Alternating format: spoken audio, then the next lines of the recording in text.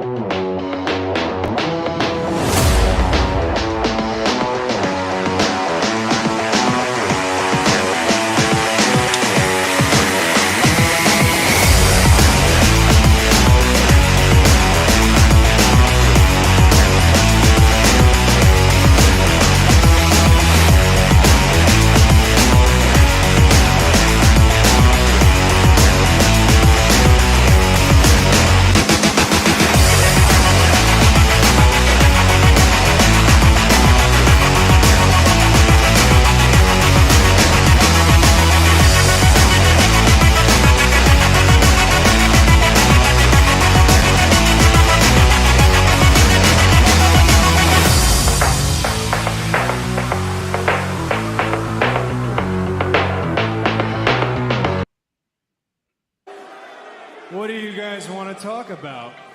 Let me talk to you. Yeah.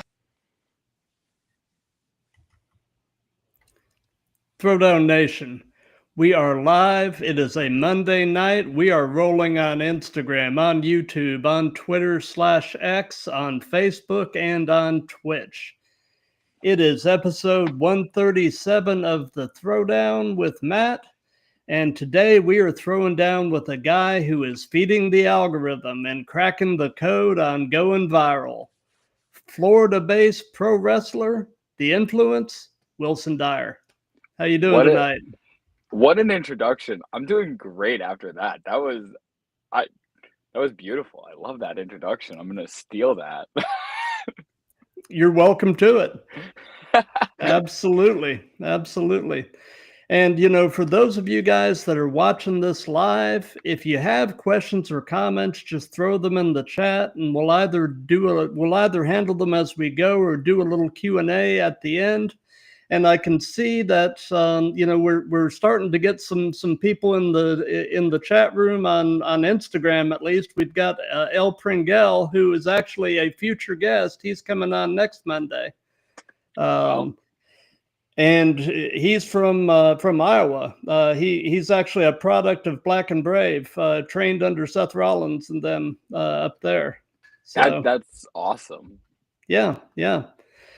And so we'll go ahead and get started with the first and the most obvious question, Wilson, and that is, how long have you been wrestling? So I have been wrestling since February of 2023. Yep. So almost I think August marks a year and a half that I've been active with this, which is a crazy statement to say. Absolutely. So who actually trained you, or is training you? Because it's an ongoing thing. I know you never stop training. Yeah, so I initially started with the House of Champions. So Coco Amana, Jamie Stanley, Renee, and Bobby Fish over at the House of Champions. And then in about, I believe, March of this year, I switched over to Empire Pro Wrestling Institute with DMC. And then I've also done a couple like guest seminars and stuff. So I've had, you know, seminars with Matt Cardona. I've worked with Lacey, aka Kaden Carter. So I've learned from her as well. So I've had like a bunch of people who have just kind of influenced my style, no pun intended. Gotcha. Well, you know, getting to do a seminar with Cardona, talk about somebody who figured out early the value of social media and all of this. I mean, listening to him talk, I think not even just his outlook on the independent scene, but also just his outlook on everything is just. I could sit there and talk hours about how much I loved that seminar and how much that seminar has influenced so much of what I do when I go to an independent booking, or just how I, you know, post, how I act, like just everything about it. Absolutely. So, in terms of the early portions of your training, Mm. what would you say was the most difficult aspect of professional wrestling for you to wrap your mind and body around? I feel like it's a two-parter. I always said, the being in the public eye was a big thing because obviously you have to be confident in yourself. Like if you're not confident in what you're putting out there, no one's gonna believe what you're putting out there. So for a while, I think it was just believing what I was saying and really trusting like the process and trusting in my ability of what I could put out. Um, but if I had to say like physically, shockingly the cardio. I did competitive dance for 7 years and I remember I thought my cardio was good. I thought I was in good shape and then just the cardio that comes into like being a pro wrestler is second to none and I think that was a big thing that my body had to get used to. Doing that type of sport, it's a different kind of cardio. Yep. It is. I've never trained in professional wrestling, but I trained for several years in Brazilian jiu-jitsu. And Mhm. so, getting down on the mat and grappling, in essence, chain wrestling. I maintain there is no better full body workout than rolling 5-minute rounds of jujitsu with people. I mean, and, Yep. and it's the same kind of thing with professional wrestling. Oh So yeah, it's a completely. it's a different kind of cardio.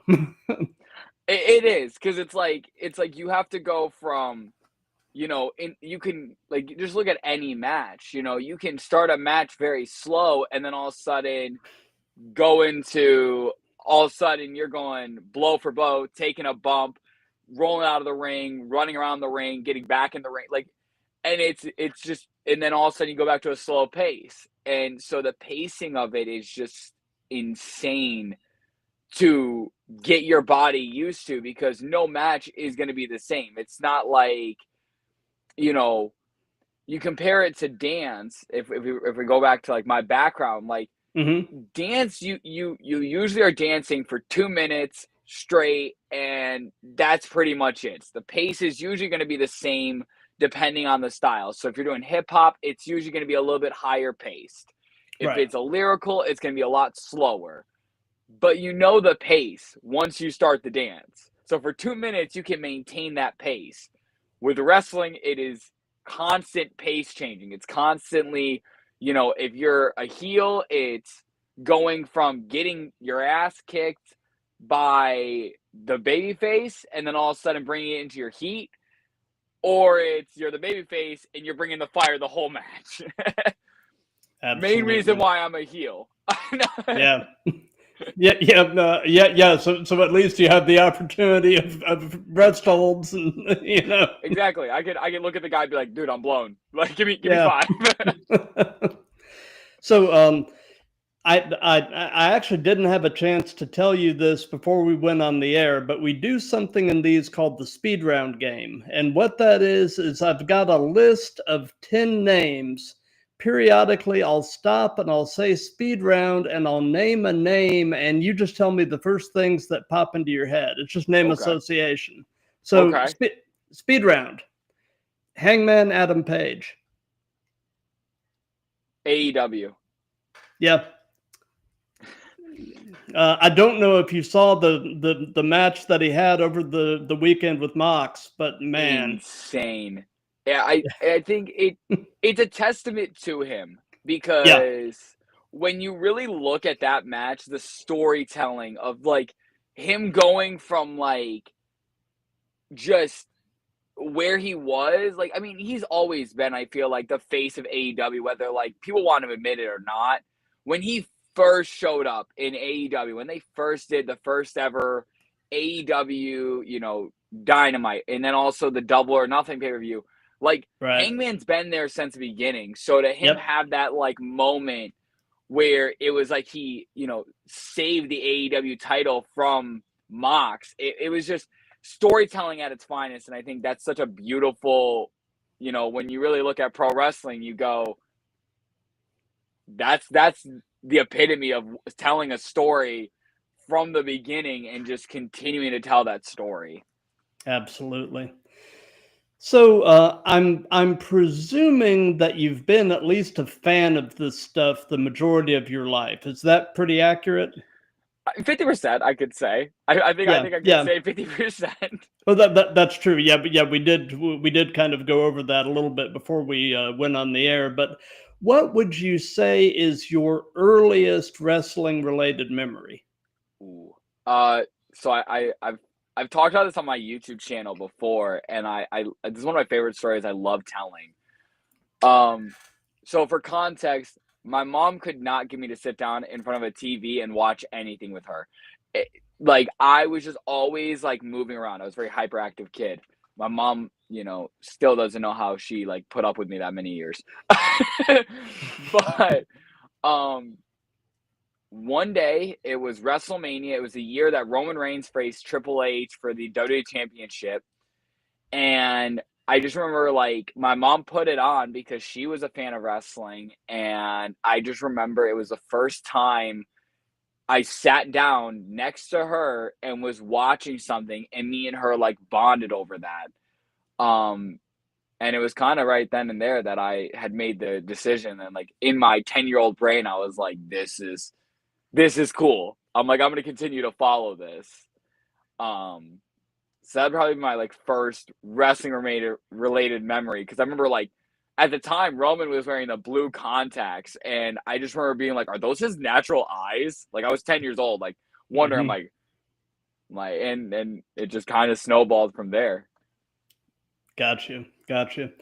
So, looking over at the Instagram chat room, Trevor has joined. My wife's friend April has joined. Hey, April.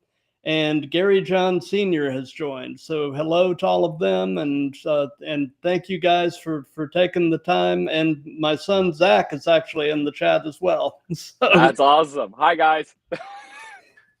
So we're so away from wrestling, what are some of your other hobbies and interests?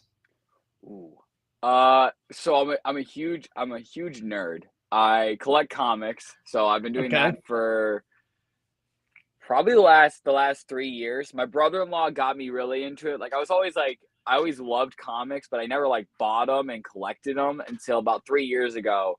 And now every time I like am at a wrestling show, if there's a comic book store before the show, I will go to the comic book store and try to find something. So comics has always been kind of my thing. Also, music has always been like one of my big hobbies. I've always been like a huge fan of like music and just listening to it. So yeah, comics and music are my like two like hobbies I could say outside of wrestling that I really love. Gotcha. Well, we're mostly a wrestling related show, but as you can see, we do dabble a little bit into pop culture. So, and I'm always looking for recommendations. Are you by any chance watching or listening to anything cool right now? Ooh, okay. What are you looking for? What like is there like anything? Anything that's right now that's cool that you've run across? I always like talk about it. I think my Instagram, like I post this like regularly. Connor Price is an artist that I found on TikTok. I think you've used one of his songs. I did, yeah. He just released a new album that I've been like listening to regularly. So I mean, I think Connor Price would be my recommendation of like who like just I say go back into his like discography, like go listen to like Receipts by him. His first Spin the Globe album was awesome. So I would say Connor Price would be my recommendation of what you should check out. Very cool. So and this is another question outside of wrestling, but outside of wrestling, what person inspires you the most and why? Ooh, probably my parents. I think my mom has always taught me to be very empathetic. My mom has always kind of raised me that way of just you never know what someone's going through behind the scenes. So just always lead with that just compassion and empathy that like if someone's going through something, be that shoulder that they can like cry on, be that person they can talk to. Um, and I just remember being very inspired to be like that from my mom from a very young age. And then my work ethic is something I very much was inspired by my dad because my first real memories of my dad were like him coming home with like groceries from like he'd work one job, come home with groceries for the house, get like take a quick shower, and then head out to his other job. And then I'd see him come home at 3 in the morning. And so for me, I'm like always looking at it like if I can exemplify that type of work ethic and that type of like provider mentality, you know. So my mom and my dad would be my biggest inspirations outside of, you know, of who I like want to be like when I'm like older. Gotcha. So you've already touched on the fact that you kind of grew up with your mom being a fan of this stuff, and it sounds like you've got a really good support system, with your parents and everything. But in general, what does your family think about the fact that you're actually pursuing success as a professional wrestler?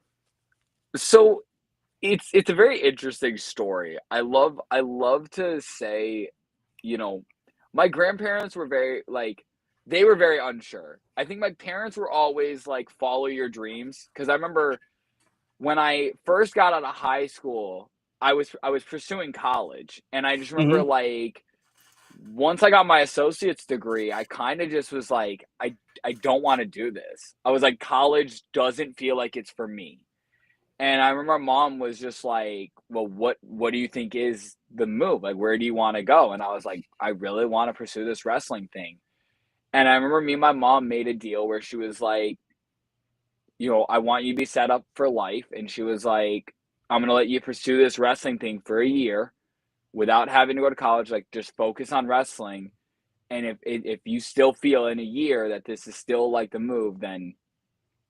So my parents were always very like supportive and very we want to be there every step of the way any way we can help, they were there. But I think my grandparents were the ones that were very just they were worried. My mom had watched it with me, so it was one of those things where she had seen the product, she had known what she was like what I was signing up for.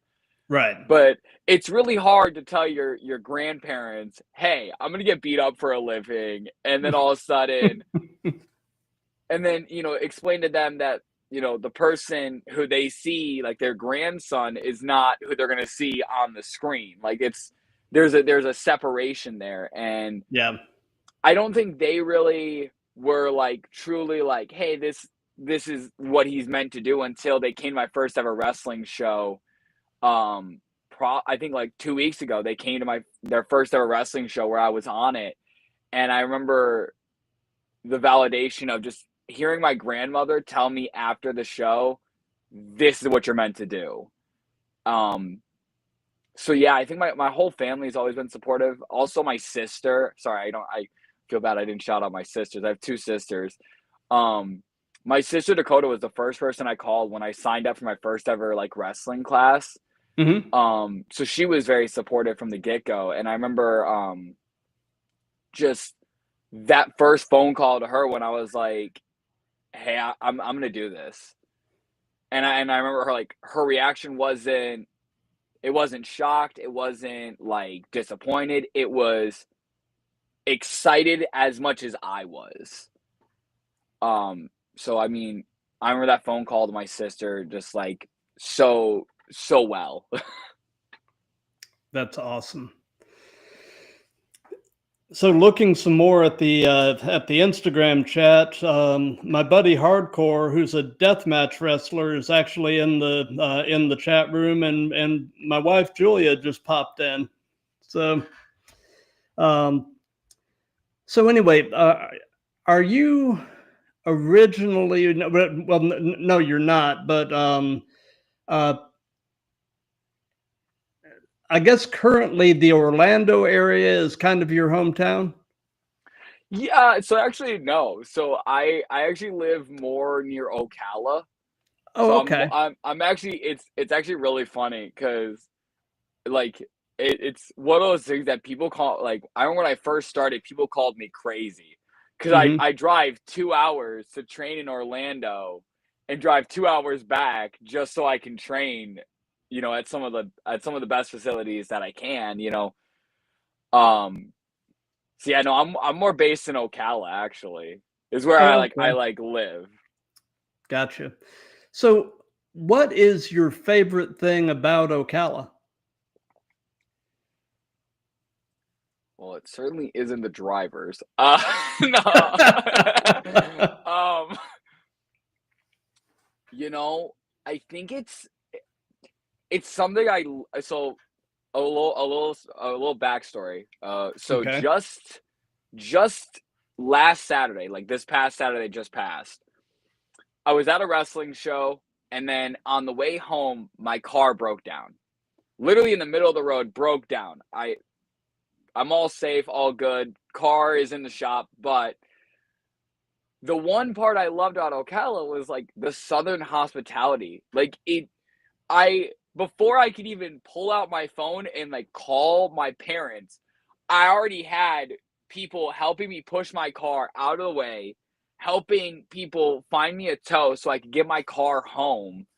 And it was just that like southern hospitality and just how people are down here is so much different than what I'm used to.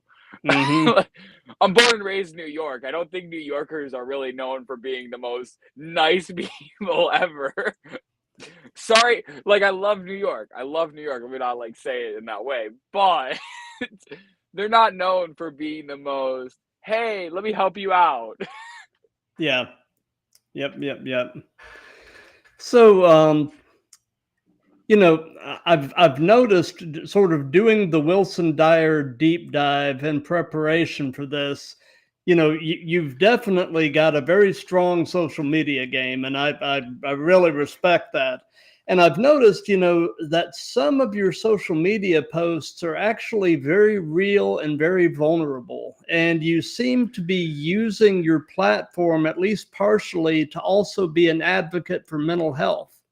Um, Talk about that a bit. What kind of led you to wanting to have that be part of what you're doing?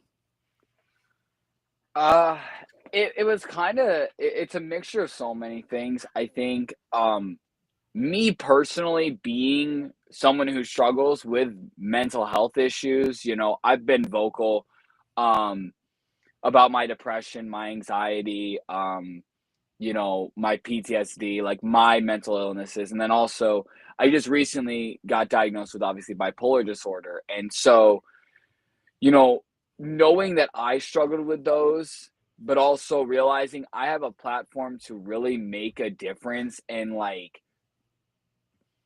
use what I'm going through as a way to help people. I knew immediately that that was what I was going to do once I got to that point. And also kind of goes back to like how my mom raised me. I remember just my mom raising me from a very young age to be very like help the person that's lying down. If someone's getting Yeah. knocked down, help the person that's knocked down because all it takes is, hey, I'm going through the same situation for Yep. someone to be like, I'm not alone. Um, and I mean, that's something I've always carried with me is just that mental health advocacy. Like, even when I was not in the public eye as a professional wrestler, like, even when I was a dancer or when I was in high school, like, I'd always preached, go out, find a therapist, go out, find some kind of help, talk to someone, whether it is a friend, whether it is, whoever, just like I've always preached that. And yeah, I think it's just been an amalgamation of so many different factors in my life. Gotcha. Speed round. All right. Joe Hendry. Iconic. Yeah. I feel, yeah, iconic. Because I mean, every time you hear his music, it's just immediately everyone knows. So Yep. I feel like that's the And definition of being icon. yeah, and he is somebody else who has really cracked the code and going viral. I mean, Yeah. I need to take some notes on his like just how he does. so they say that the best wrestling personas are usually kind of yourself turned up to 11. Mm. So tell us a bit about in-ring Wilson Dyer and compare and contrast him with everyday you. Ooh, it's so interesting because I think I feel like I'm the not exception, but I feel like the biggest contrast is I think the attitude. I feel like Wilson Dyer is very well narcissistic, egotistical, full of himself. Me, I feel like I try to be very humble about, what has gotten me to the point that I am. And, I try to keep it very like good head on my shoulders. So I think that's the biggest contrasting details about like who I play in the ring and who I am outside of it because, also like I think the biggest comparison though is wanting a platform. I think that's always been something I've strived to have in some capacity. I've been on Instagram Live and I've shown, my fans like old YouTube videos of me when I was not even 10 years old, probably like 8 years old, recording YouTube videos on my phone. And I remember like even when I was younger, like wanting to be like a YouTube persona because I grew up watching, those type of YouTubers. Right. So I think the biggest comparison is all just wanting some kind of platform to stand on and using it for, some kind of message. Obviously Wilson Dyer's message is that he's viral and that he's better than everyone else.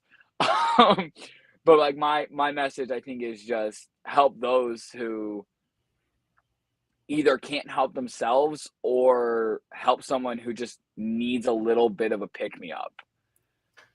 Gotcha. And if that comes with me getting, super kicked in the face in front of the Orlando City soccer stadium, then I guess that's what it is. Gotcha. Well, having looked at some of your stuff on YouTube and such, I see you as kind of a blend between like Ethan Page and a little bit of MJF. Yep. I it's actually funny because so in my notes app, I literally have a list of all the people that I film study. Because I'm a huge proponent for like the only way you get better is by watching what has worked before. I'm a huge proponent for like sitting down at least an hour a day and watching some kind of like film. You watch like these guys, like case in point, NFL players, like they literally are watching film of their past game. Like it's just a big thing. I think that people, if you want to up your game, yeah, get in the ring and work, but at the same time, go out and like watch some film. But I have a full list that I constantly update. Hold on, I'm finding it. So yeah, so like Lex Luger, Rick Martel, Tyler Breeze, The Miz, Bobby Heenan, Gorgeous George, Exotic Adrian Street, DJ Z, Owen Hart, Psycho Sid, Al Snow, Waylon Mercy, Chris Jericho, Ethan Page. Yeah. So like the list is just constantly evolving, but like I obviously always go back to that list. If I can't find something, if there's not like a specific match in mind that I'm like, oh, I'm gonna go back and watch this, I'll go through that list and just find a random match, put it on, and just watch it. Yep. But yeah, I think MJF, I very much, I when he showed up in AEW and I got like my first glimpse of him as a fan, I immediately was hooked. And oh yeah, because it's just that mentality of like he it goes back to what I said, where it's like if you don't believe in what you're saying, people aren't going to believe that. And if you listen to how he just talks, like yeah, that is someone who genuinely believes that he is better than you, and he knows it. yeah, yeah. Like, and it's exactly going back to that point. So I very much appreciate that. Yeah, yeah. You know, I remember, AEW was also my first exposure to MJF. I've gone back now and looked at some of his stuff with MLW and everything before, but I mean, I was just blown away at how young, but how good he was. I mean, Yeah. when I was just like, this kid is he's got something very special. I mean, he refers to himself as a generational talent, and the thing is, he's not lying. I mean, Yeah.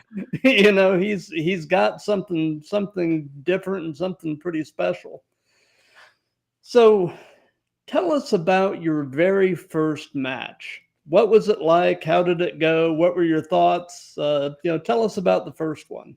Ooh. So my first match was Rise of the Empire with the Establishment. It was a battle royale match. It was the golden ticket match. And I just remember like when I first got told, "Hey, you're in this. This is what the plan is." I just remember it was like a wave of emotions. There was the 10-year-old self in me that was like, is so excited. But then there was the side of me that, was like anxious to get in the ring and just like go out there. And I remember that the person I remember talking to and like that really helped me was Destin from the HOC, because he was at the show as well. And I remember just him and I just talking backstage, and it was just this moment of there being a lot of anxiety and a lot of like nerves, but then just once that music hit and once I heard the theme go off, I was like, all right, time to go to work. Yeah. And I remember one of my favorite moments from that match that I still love going back to and like rewatching is when I was in the ring with Mikey Spandex and I'm in the corner, and my first reaction was to hit the Renegade and just start dancing at him. And then he punched me in the face, which was not nice. I mean, I was just trying to help him go viral, and then he punched me in the face. So, but that's one of those memories that you just kind of go, this is cool. So my first match is one I definitely really look back on and go, wow, because it started so much. Absolutely. So, we've heard about the first one. Now, if you can narrow it down, tell us about your favorite match that you've been a part of. Ooh. I feel like there's two. I always say my favorite match is always my last one, like the most recent one, because I feel like I'm a big proponent that like if you can constantly get better with each performance, then you're doing something right. Like even if it's not like a great match, I think my favorite match will always be my last one because, it's the last time I got to step in the ring. It's the last time I got to, be in front of a crowd. But honestly, this most recent one I had, I had with someone from North Carolina. Okay. And his whole gimmick is a greaser, and it was also the first time I went and won. So, that was cool. I got the win. But I remember it was just one of the first times I got in the ring and I felt like everything just flowed so well. And the guy is so talented, and I have his Instagram, and I can't remember how to pronounce his first name, which I feel so terrible about. But he was very talented, and I give him all the props in the world. So definitely that match that I just had this past weekend. But then one of my other favorite matches has got to be with Destin, in front of Orlando City, soccer stadium. Because him and I grew in this industry together. I remember him and I trained together at the HOC, and then him and I kind of debuted at the establishment around the same time. Like, I think he only debuted one show before me, and it was literally like I was still there. I just didn't have my gear, so I didn't wrestle. So it was like right around the same time that I got my foot in the door with the establishment in front of like the camera was the same time he got in there. So then when we finally got to share the ring and have this like match, it was a really cool moment of just a full circle moment for both of us. Absolutely. So if you could only be one, would you rather be great in the ring or great on the mic? Ooh. I'd have to say great on the mic. Because I feel as if, there's people that aren't like known for their matches, but they're known for their promo skills, where you Right. just, you don't look back and go, you don't look at look at some of the most iconic managers, Paul Heyman, for example, he's a Hall of Famer. Is he known for getting in the ring? Not at all. No. But he's known because of his iconic introductions for Brock Lesnar, his run with Roman Reigns. So it's like, you look at him on the mic, and he's someone who is on my list as Paulie Dangerously, Yep. So it's like, Mm-hmm. even him, like someone who's great on the mic and so iconic in his own right. So I definitely say great on the mic. Gotcha. So, in terms of your in-ring work and your promos, who would you say are some of your influences? Who have helped make Wilson Dyer into the influence that he is? Ooh, okay.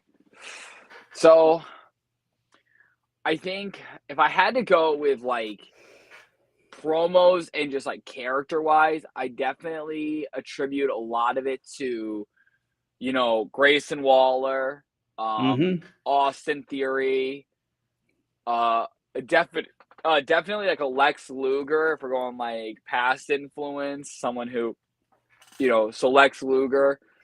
If I had to go in ring, definitely so hard because I feel like it's a mix. It's like such a mixture because definitely Andrade would be a huge one who I would Mm-hmm. say definitely influenced some of my moveset. Carmelo Hayes, another one. And then, yeah, I would say those two. Oh, also Tyler Breeze. Tyler Breeze is a huge one who I'd say influenced my in-ring style. Gotcha. So, do you have an all-time favorite match as a fan? A match that it's like comfort food. You just find yourself kind of gravitating back to it, and it just kind of every time you watch it, it just kind of feels like home. Do you have such a match? I do. Okay. And it, right when you said it, immediately it popped in my brain. Johnny Gargano, Andrade Cien Almas, NXT Championship, Philadelphia. Takeover Philadelphia. That match I could rewatch constantly. That one is continuously I always I can rewatch that match and continuously find something new about that match that I love. Gotcha. And you know, it's beautiful to have matches like that you know, they never get old. You can watch them, you know, over and over again, and there's always some new little nuance or some wrinkle that you didn't notice in previous viewings. Oh, exactly. And I think it's like it's once you I think I love that match when I was a fan and when I watched it for the first time, but then to be able to go back and still love that match and still be able to like appreciate it as a worker now Mm-hmm. just shows how good of a match it was. Oh, for Um, sure. So yeah, that definitely is one of my favorites. So piggybacking on that question, do you have an all-time favorite promo as a fan? Oh, this is hard. Oh, this is hard. Okay. All right, I'm gonna give you two. Okay. Mick Foley, when he was Cactus Jack, his ECW promo, the most iconic, genuinely one of my favorite promos to like listen to. But I would also say MJF's promo on CM Punk right before, I want to say it was when, oh my gosh, I can't remember the exact it was the one where basically he was like it was the most like raw, just it just felt it was such a good MJF promo. But it was on CM Punk, and I just remember like when it first went live, I was like, I remember watching it and I was like, all right. And I remember that like that got me so hyped for when they had their match. Oh yeah. Against each other, because I was like, oh, they just added a wrinkle, because it was the promo where he showed the photo of him and CM Punk together, and I remember being like, oh, there's an added layer to this. Yeah, peeling back the onion. Exactly. So you were mentioning a promo that Foley cut when he was in ECW. Interestingly enough, one of my favorite promos of all time is a Foley promo from his ECW days. It's the Kane Dewey promo. That's the exact promo that I love. It is genuinely so. You just when you listen to that promo, it's real. it's so real, and it's so like there's just so many tone shifts where like the promo starts a certain way, then it ends and it just there's a reason why Mick Foley is a GOAT. I will die on that hill. There is a reason why he is one of the greatest of all time. I cannot argue that point. I mean, you know, not I mean, amazing worker, but what he could convey with his promos was just, I mean, wow. And to do it with 3 different characters and have success with 3 different characters is also a testament. Like, you talk about like evolution of people's characters of like when they started to when they ended. Like a lot of people obviously see like Rhea Ripley's change from when she debuted in the Mae Young and then obviously now. But like look at Mick Foley got 3 different characters over. Yeah. And proceeded to then do the like get them all over in a Royal Rumble match. I know. It's like that's a testament. As far as I'm concerned, that was actually the greatest Royal Rumble moment of all time. When the 3 faces of Foley were all in one Royal Rumble match. That was beautiful. Exactly, but it's like he managed to get them all over with the crowd. Like you listen to the crowd every single time he came out as a different face. Yeah, it was appreciated, and like the fans were invested. It wasn't like, oh, he's coming out again. Like no, everyone was like, oh. Dude loves coming out. Oh, Cactus Jack's coming out. Oh, Mankind's coming out. Like, yep. So it just and testament to him. And if, absolutely, you know, the majority of people could not pull that off. I mean, No, exactly. You put anyone else in that position, if you were to take, let's say like even like it's you take anyone who had like multiple personality, like multiple different gimmicks that they've gone through, like, and you put them in that position, they could not get that over with the fans because the fans no, would just either get tired of it or they wouldn't appreciate it. But like because of the work that Mick Foley did with all three of those characters, the fans just appreciated it so much more and they were more invested in it and they could appreciate it and gave the reaction that, he deserved. absolutely. So, in your opinion, and this is excluding you, Oh, but in your opinion, who are the best male and female wrestlers in the world today, at this moment? Who is the best man and the best woman? and I can't say myself. All right. All right. uh, okay.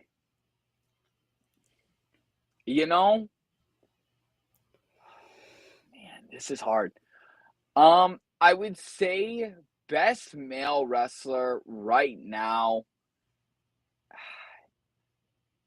It's a toss up. I feel like there's like there's three people that come to mind right now that I'm like right now you could say any of them: Seth Rollins, Roman Reigns, or Hangman Adam Page. I think Yeah, those three you put them like you could put them in any situation and so I think those three for me, like male wrestler wise, I think if I had to solo it down to one, I think genuinely Seth Rollins. Right now, obviously I know he's out on injury, and I really do like that sucks oh, that's because terrible. but it's like genuinely, I think you look back at his Mania match, you look back at the promos of like him building up this faction with Heyman, like he was hitting a point where it's like he was, so I would say Seth for male and then female. You know what? I don't think it's a hot take. I don't think it's a hot take. I would say Mariah May. I know obviously like right now she's wrestling under the moniker of Blake Monroe and we haven't seen Right. a lot of her in NXT, but I would say be prepared because I've been watching her stuff since she was on the independents before she got to AEW, like when she first Mm-hmm. debuted. I remember watching her matches and being like, there's something here. And then obviously Yeah. what she was doing in AEW, and then obviously what she's about to be doing in NXT. I'm like, this is someone I feel like give it a couple like a year for her to get established with the WWE like system. Yeah. And you're about to see that Mariah May is about to be one of the best. So I would say, in my mind, Seth Rollins and Mariah May. Nice. Nice. So, and this can be present day or past. Who would be a dream opponent for you? Who would you love to have the opportunity to share a ring with? Prime Shawn Michaels. Yeah, well, who wouldn't? I Yeah, I feel like mean, that's a gimme. So you know what? I'll see if I can. I'm gonna go with a deep cut. So, you know what? Let's go Rick Rude. I'm gonna go Rick Rude. ravishing Rick Rude, man. That would be someone I feel like the influence Wilson Dyer and ravishing Rick Rude could sharing a ring. I feel like there's a lot there to work with. Yeah, yeah, yeah. Absolutely. So, I'm going to use a literary term here, and I'm going to ask, do you have a foil, meaning an arch rival, someone you have amazing chemistry with that you know if you're working that person, it's going to be a banger. Do you have such a person at this point in your career? You know, I would say Destin. I would say Okay. right now, I think if you put me and Destin in a ring together, I feel like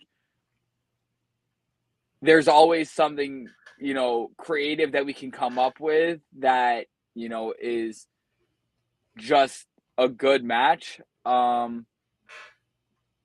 Yeah, I would say Destin.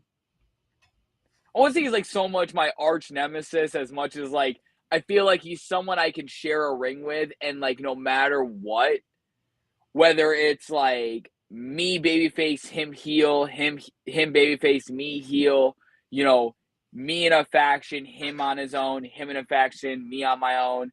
Like there's constantly just good chemistry with that. It's going to do well and it's going to be a good match. Gotcha.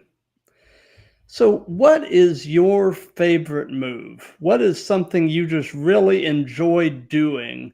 And on the flip side of that, is there a move that you won't do or you would at least rather not do? And that can be giving or receiving. So my favorite move has to be my finisher, the face filter, the diving roll into the X Factor. I feel like that's the most beautiful move, you know. So I think that's my favorite move that I love doing. Um, I had to say a move like on the flip side that I don't like. Oh, this is hard. You know, I would say I'm gonna say a clothesline from Raylan Bennett because this bruise that I have right here is from him, and this was 3 weeks ago that he hit me with it. So just specifically a clothesline from hell from Raylan Bennett. That's a move that I don't want to take. Wow. Like this bruise has been here for 3 weeks, and like I've tried heating it, I've tried icing it, I've tried to get rid of it. Like it's not going anywhere. So it's just an added touch now at this point. Yeah, it's an undocumented feature. It's just everyone's gonna be like, all right, how can we find Wilson Dyer if he goes missing? Where's the bruise? Exactly.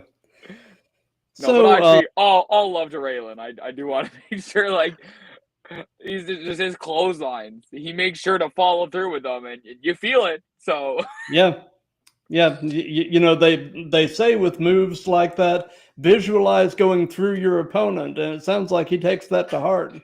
yeah, just a little, just a little. I also like. I should also preface the whole story of this. So actually, there's a fun story behind this. So we were in practice, and him and I were practicing, and we're just doing a practice match. And I had him in the corner, and I chopped him. But the thing was that I went a little low, so I chopped him like right on the nipple. And so it was like the old nipple chop. exactly. So all of a sudden he was like, "Oh, I got something for you," and all of a sudden I was like, "Ah!" And then all of a sudden I got clothesline, and all of a sudden I was like, "All right, learn my lesson, not doing that again." Yeah, obviously I'm not a wrestler. I've never trained as a wrestler, but man, those chops look brutal.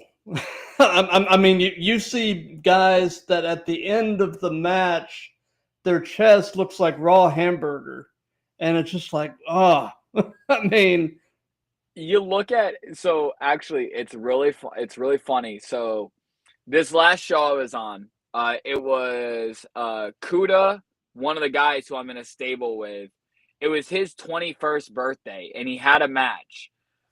Needless to say, his opponent chopped him 21 times for his 21st birthday.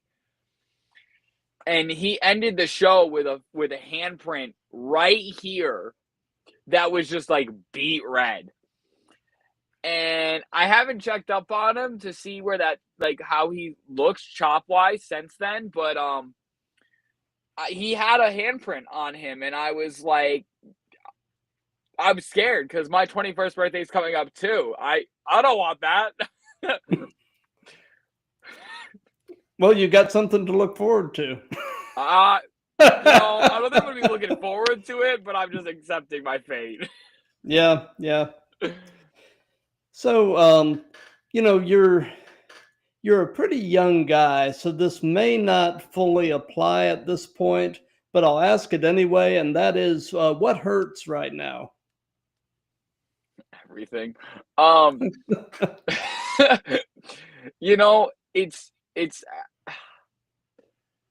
weird. So I used to say my knee because so when I first started training, one of the biggest hurdles that I had to get over was I had had a complete knee blowout. I blew out my left knee. So ACL, LCL, and meniscus, I completely blew out my left knee. Mm, So, when I was finally getting back into being active after that knee injury, it was constant. I remember I hated it. I hated training on my knee because it was so hard to like function when literally you're pretty much running on one leg. Um, my shoulder's sore though. Like they don't tell you how like sometimes your shoulder just gets sore. Um, so yeah, I would say everything is sore. But my shoulder right now is a little bit bothersome. gotcha. So, over the time that you've been doing this, what is the worst bump you have taken? Ooh. Hmm. That's actually such a good question. Because now I'm like thinking. Because I know, you know what? Probably, I think the worst bump I've ever taken has got to be when someone caught me out of the air with my diving roll in when I jumped up to go get a face filter. They caught me in a spine buster and I didn't Ooh, breathe out at the right time. So literally it was like wind out of me. Like there was no wind. I was like, all right. So I'd say that'd probably be the worst bump I've taken. Um, yeah, I would say that one was not so fun. gotcha. So, what is your take? This really feeds into your character and everything. But what is your take on the role that social media is playing as a promotional tool in wrestling, specifically indie wrestling? I think so I love this question. I think social media is playing such a crucial factor into people's like into independent wrestling in the state that it's in right now because it used to be obviously the industry was a lot different. You kind of it was a very, you know, it was who you knew, right? So obviously it was like if you knew the promoter for this promotion and then you went over to another promotion and that promoter talked good about you to the other promoter, that's how you got booked in other places and how you Yep. began traveling the circuit. Well, now it's like social media gives you a way to like talk directly to the promoter without like having to, jump through hoops. And Right. obviously you look at, going back to what we talked about with like Joe Hendry. Joe Hmm. Hendry is a perfect example of how social media changes the ball game. So many Yep. people, know his music iconically. So then all of a sudden he showed up at WrestleMania. Everyone was invested in that moment. So it's like it's such a good promotional thing that I feel like certain wrestlers, like when you can figure out how to, go viral or how to just use your platform in the best way possible, you're going to see just such a different way of how people, get booked and how people react because, going back to it as well, I can be posting stuff in Florida and someone in New York can see what I'm putting out. Yep. So then it's like when I go from here to New York, well, I say, hey, buy tickets. That person in New York has already seen my content. They've already seen what my match is. So they're gonna buy tickets. So it's like, that as well. you can hit different markets. Yep. So knowing and again, you're still a comparatively pretty young guy, but knowing everything you know at this point in your life, if you could give any advice to your younger self, what would it be? Don't go to college. No, no, that sounds horrible. No, I would probably say, you know, dream big. Like continue to dream big. Because I feel like I was always the kid that like had like very high dreams for where I wanted to be in life, you know. Um, for a while it was I wanted to be an actor, then it was a competitive dancer, was like the future, and then obviously not professional wrestling. Um, but I've always said, I think that's what got me to where I am today was because I dreamt so big that nothing was gonna like stop me from like doing that. So I think that'd be my biggest advice is just continue to be you know, a big dreamer and continue to not be what the box puts you in, you know? Because, like, yeah, I was a smart kid in school, and, like, yeah, I have my degree. I have, these features about me.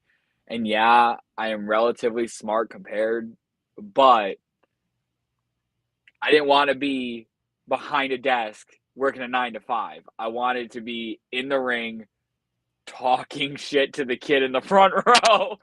So, I think that'd be my biggest advice for my little kid self. Gotcha. Gotcha.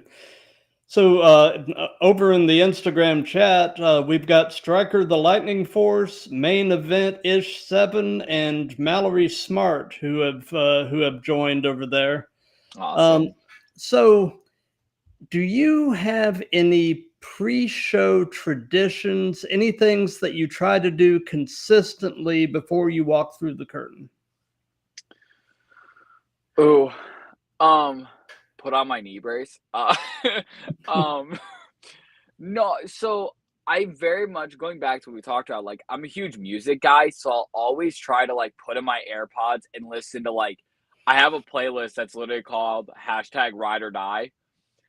And it's all full of music that just hypes me up before my match so that I can, get into that Wilson Dyer mindset. So listening to music is a huge thing. I always text my mom before I go out. I always text my mom. Um, I always text my family, my whole family. I have a family group chat, and I always text them right before I'm about to go out through the curtain. And then I always like stretch out my shoulders, like do a little bit of like pre-match stretching, just try to stretch out like all the jitters and all like the nerves. Yeah. Gotcha. So, just kind of a quick rundown. What all do you carry in your gear bag? Do you have anything unusual or unique that you carry in your gear? Oh, wait, let me think. Let me think. Weird or unique?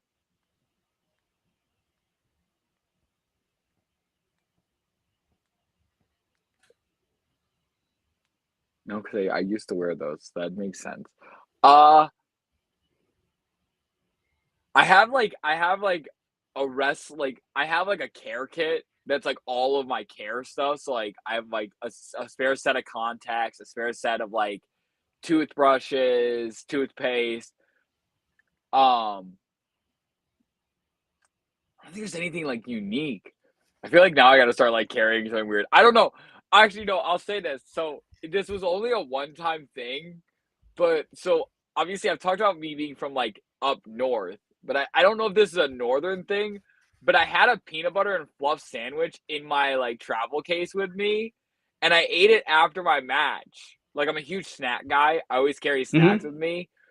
So I had my peanut butter and fluff with me, and I remember I went backstage and started eating that, and they're like, "What are you eating?" And I just was like, "It's a peanut butter and fluff. Like, is this not normal?"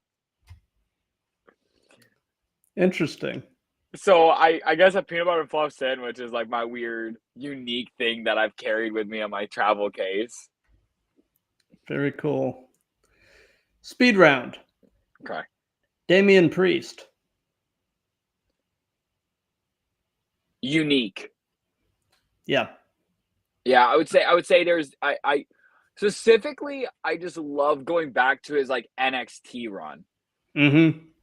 Like I always loved Damian Priest, but I loved his like NXT run specifically. I feel like that's one of those ones where like if you didn't like if you're ever film studying, go back to Damian Priest and like NXT and like really watch some of the stuff he was putting out because yeah, I would say unique.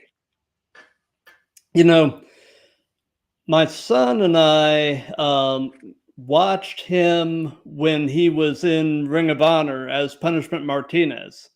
Mm, And even back then, you could tell the guy had something special. So, you know, when he showed up in NXT and did what he did there, I was not at all surprised because I was like this guy's got the it factor, you know. yeah.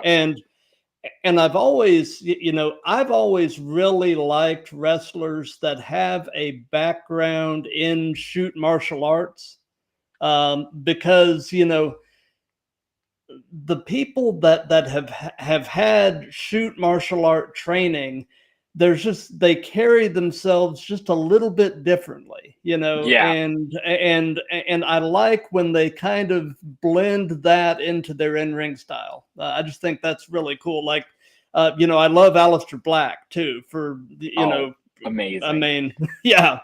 And you know, so I mean, yeah, I'm a big fan of Damian Priest for a lot of reasons. I think it legitimizes it. You know, it's like when you really look at it, when you can sit there and look, like case in point, one of my like when I was getting trained by Bobby Fish, you know, Mm-hmm. you watch how Bobby Fish wrestles, and it's like he works Muay Thai. So it's like there's a Yeah, legitimacy and there's also uniqueness to his moveset because it's like he's bringing that style of Muay Thai into wrestling and yeah, making the sport just even more legitimate in that sense. So I definitely agree that like there's a way they carry themselves that just adds to the showmanship of this. absolutely. So something that we've done in all of these that's just been kind of fun is we let the current guest pose a question for the next guest. So my previous guest was a wrestler from here in the Atlanta area, by the name of KJ Valentine, Okay. and the question that he posed is, "What is your why? Why do you wrestle?" Ooh, that is such a good wow. Why do I wrestle? Um, you know, I would say my why is for my younger self and for my nephew, and I'll explain why what I mean by that. Okay. I was always a smaller kid, you know, when I was younger. I was Hmm. never like the biggest, the fastest. I was never like I was the bookworm Yeah. of like my class. So, you know, was I the one you expected to be the most successful athlete? No.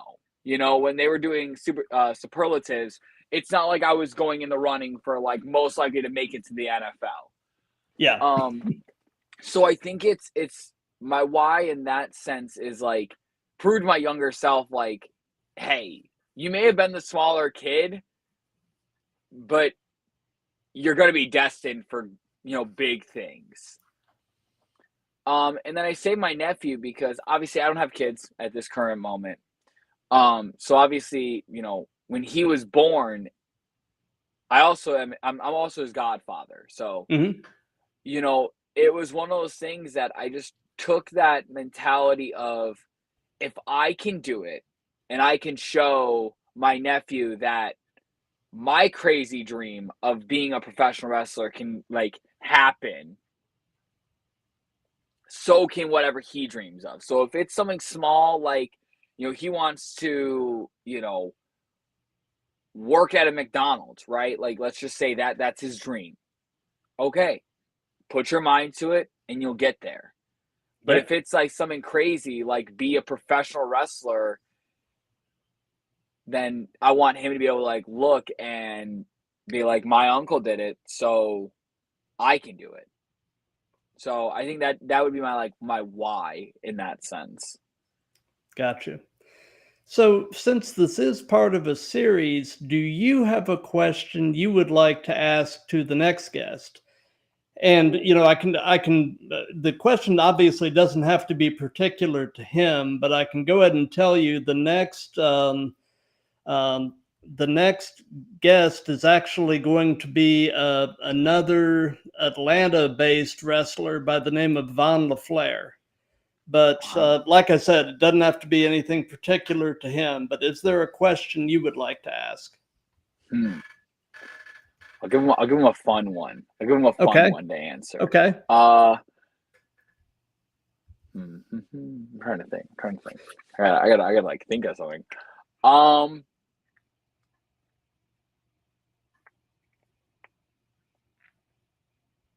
What has been so the question will be, what has been your favorite memory that wasn't in the ring but around wrestling? Whether that's in training, backstage, before a match, right after a match. What has been your favorite memory in that sense? Oh, I like that question. How would you answer that?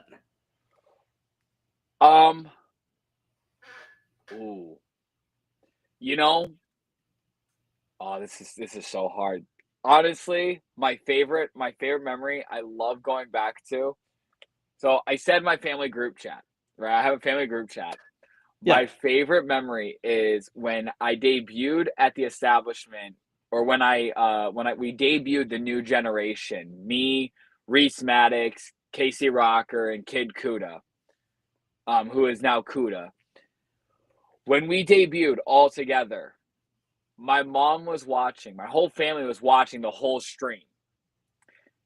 And I remember the three text messages that I remember, or actually the 4 text messages I remember. My grandmother saying, "Good job, you looked awesome out there."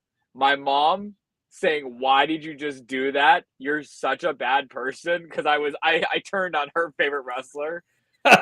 I'm shockingly not my mom's favorite wrestler, guys. It goes to Big Boy Patty. So we had Hounds of Justice beat up Big Boy Patty. So my mom was like, "Why did you do that?" My sister Dakota, same thing. "Why did you just do that to Patty? You what a heel." And then my other sister Ashley, aka my nephew Waylon, his mother. Mm-hmm. She goes, "You walked on the screen, and Waylon's first reaction was to punch the screen." And like, well, that memory, just like that, just seeing those 4 text messages right as I came backstage. So it's like walking backstage, I'm exhausted. I'm like, "So how'd it look?" And then all of a sudden I look at my phone and I go, "All right, it went well." Nice.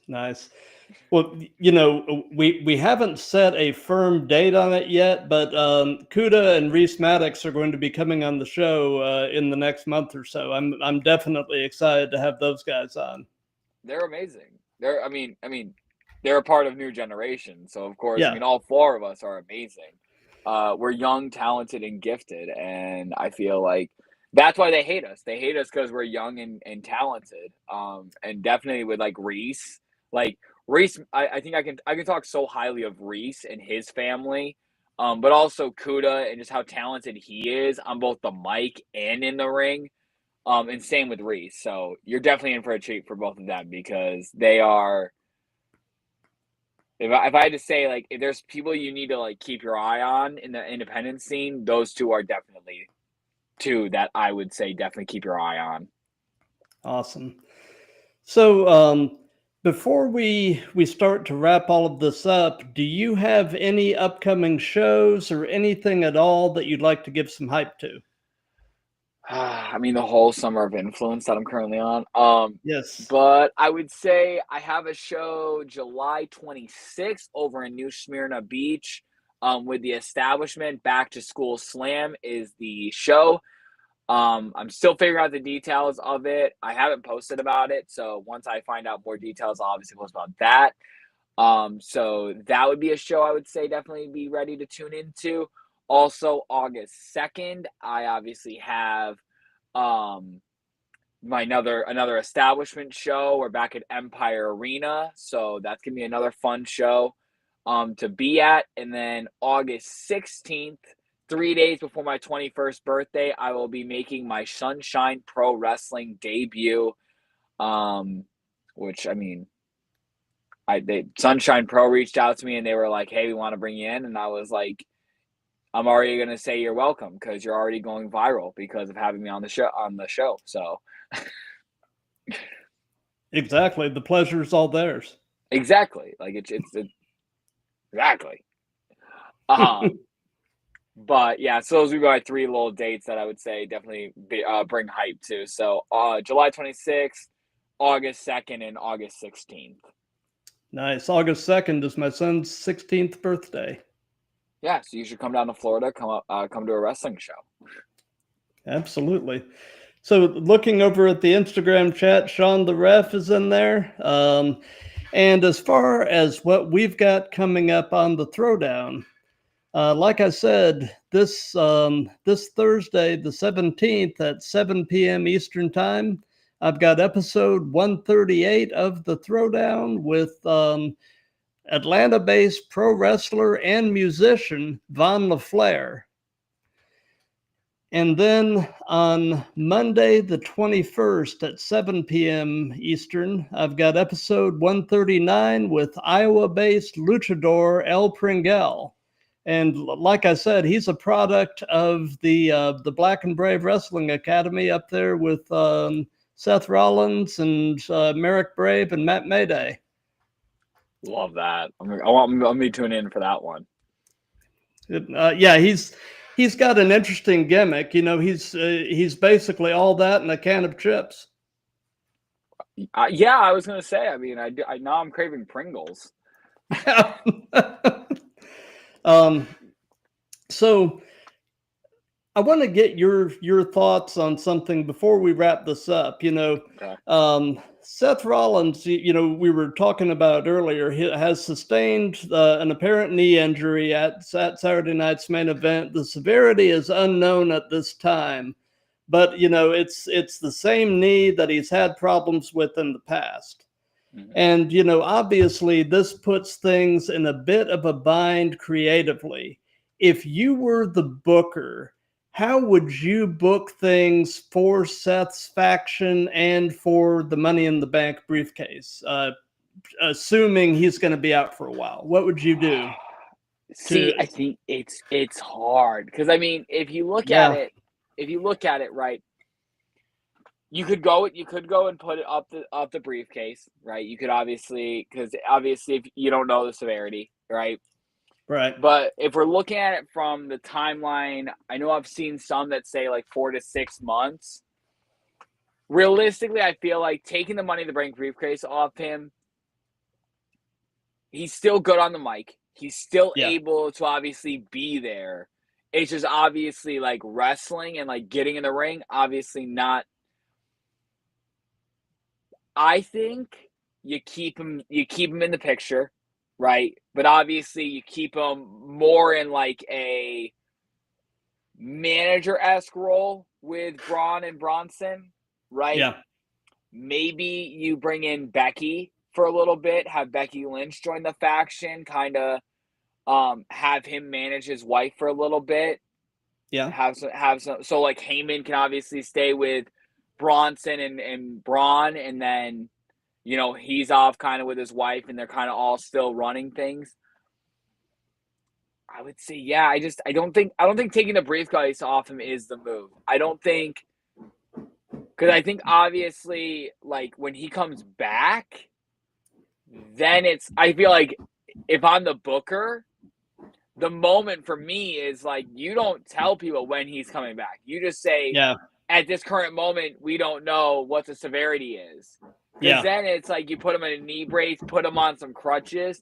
Imagine that moment when all of a sudden he just throws up the crutches, takes off the knee brace, and all of a sudden And cashes in. Yeah. Exactly. That's my vision is, okay, keep him still in the picture, like still keep him kind of like that, like, you know, maybe even have him allude to it where he's like, once I'm off injury, I'm cashing in immediately. And then all of a sudden everyone's like, no, he's not going to do that. And then all of a sudden, He does. he cashes in. And everyone's like, because then it's like you immediately give him something after that injury and you immediately let him run with it. That's going to be money. That's going to be a money moment. Absolutely.